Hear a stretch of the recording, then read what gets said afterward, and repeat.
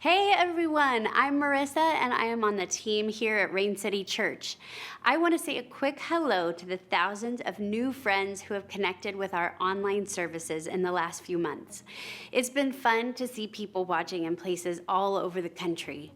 We're so glad that you're here and pray that this content consistently helps you to experience God in the everyday. Whether you're here in our hometowns in the greater Seattle area or tuning in from another state, if you're looking for community during your current reality, be sure to check out our digital communities in the link below.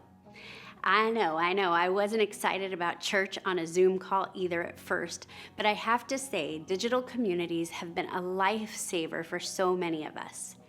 They keep us in the rhythm of meeting with other Jesus followers online, and it really does work to help maintain relationships and make new friends. Wherever you're watching from, everybody is welcome to join a digital community. Be sure to sign up in the link below if you want to meet new friends and grow spiritually. This has been a really hard season for a lot of us, and if you're someone who's been hit hard by these tough times, we can help. Just click on the link below and let us know how we can pray for you or help meet a real physical need. If you're one of the fortunate who hasn't been financially affected by the COVID-19 virus, please consider financially supporting Rain City Church so that we can continue to help people here, near, and far. Your generosity is the heartbeat that keeps this body moving, so thank you to all of you who continue to give faithfully and sacrificially. Your generosity is changing lives locally and around the world. Set up a one-time or recurring gift in 5 different easy ways at the link below. And just a quick update on future in-person gatherings. We plan to be ready to worship together again when our state's reopening phase advances. Unfortunately, our former meeting space, Bellevue High School, is off the table for now, so we're checking out several possible alternative meeting locations. With state restrictions and timelines being a constantly moving target, it makes it difficult to guess when we can return to regular in-person gatherings. But our hope is to begin meeting once a month when it's a safe option and we have a venue. We'll be keeping you in the loop here, and we'll do immediate updates when we have any new information. And now, let's dive into this week's service.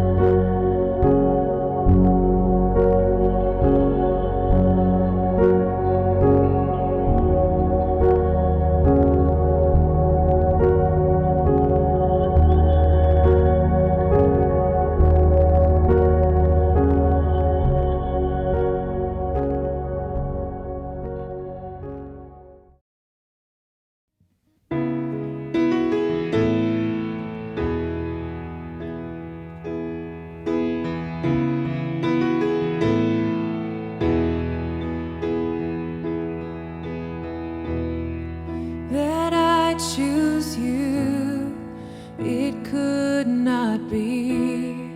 My heart refused, but you chose me, and you pursued me at my worst. Jesus, you have loved me first.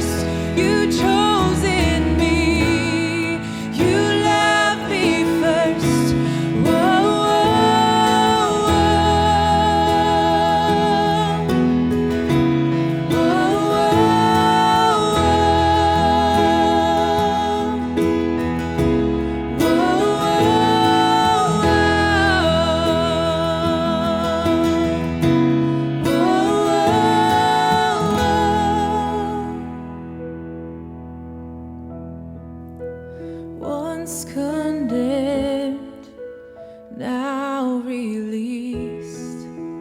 Once accused, now reprieved. Your judgment, God, has been reversed. Because Jesus loved me first, you knew my name before my birth. You chose in me. You loved me first. You came for me. Though at my worst, you chose in me. You loved me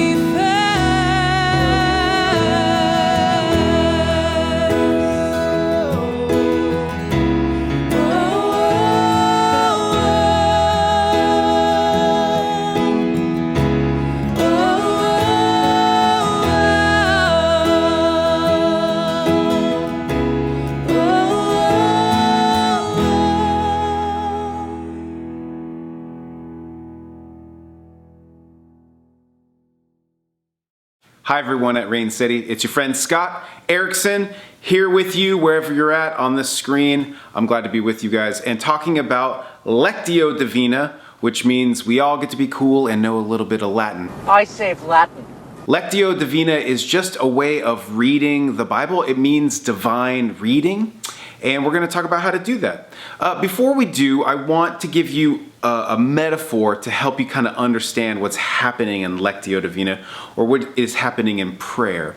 Now the metaphor is this: it's a can and a can opener, which we all hopefully have, unless you're maybe a college student and you're like, I've never bought a can opener, I just use my pocket knife, or I just order out food all the time. What I would say, what prayer is prayer is this interior, ongoing conversation with God about the life you find yourself in.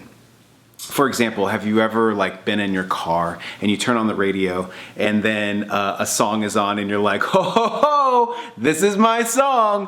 What are you saying there? What you're saying is somehow lyrically and sonically this song is perfectly describing what it feels like to be in your own skin.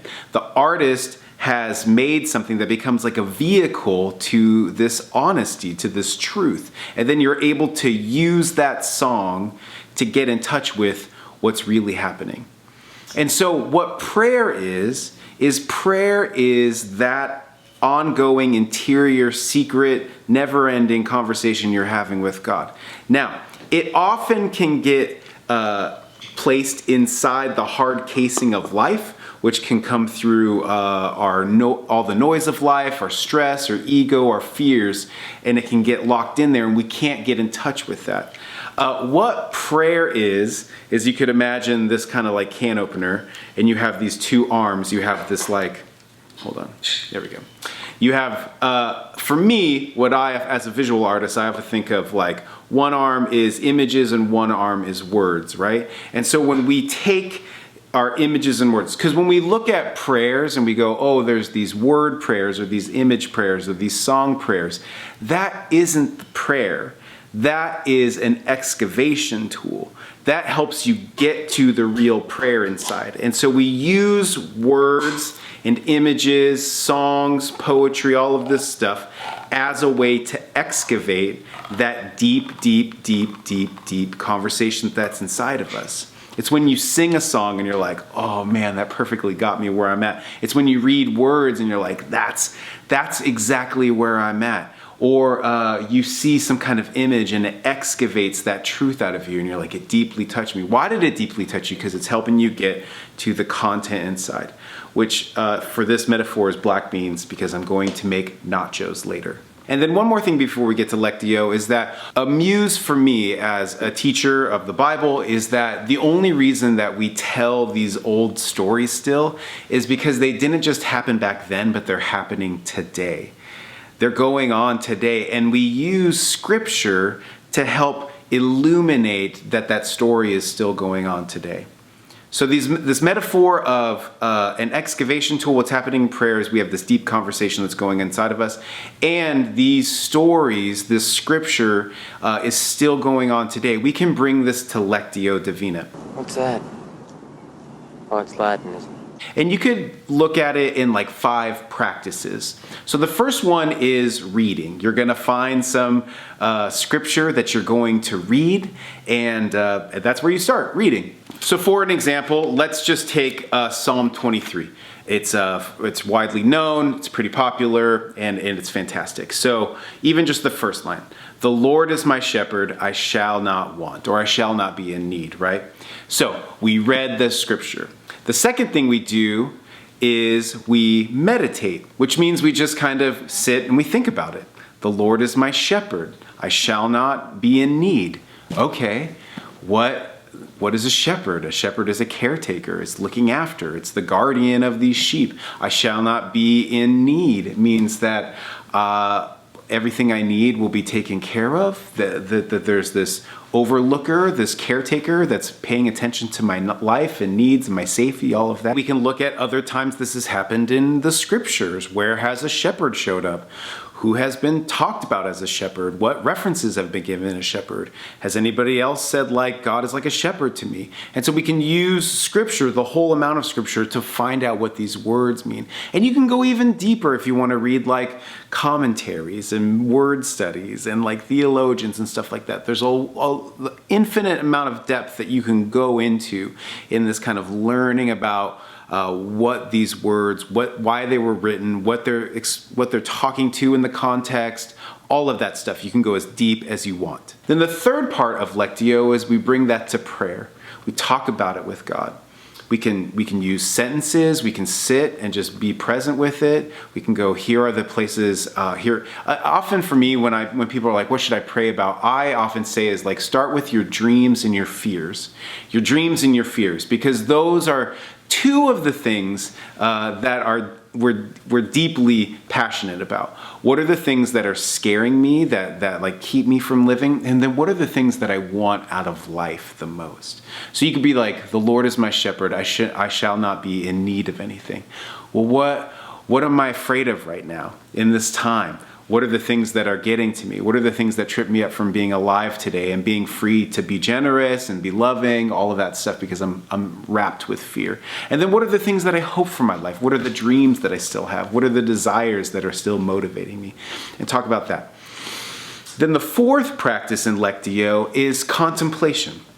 And contemplation, a little bit different than meditation. Meditation is kind of like thinking through it all and kind of looking at it. Contemplation is really just resting, sitting under the gaze of God. It's a way to like practice being silent. It's to be in that space.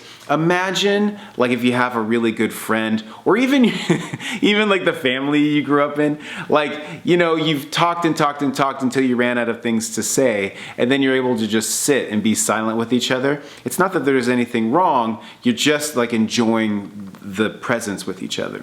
And so contemplation is that like being together. It's just sitting together and letting your gaze be on God and God's gaze be on you, and seeing what comes up, what's being excavated out of this scripture. This scripture is being used as like a can opener, getting through the hard casing around what your deepest conversation with God is. And then the fifth thing that we move from is action. We take this scripture that we read, that we meditated on, that we prayed through, that we sat and were observed by God in, and then we go, how can I do something with this today?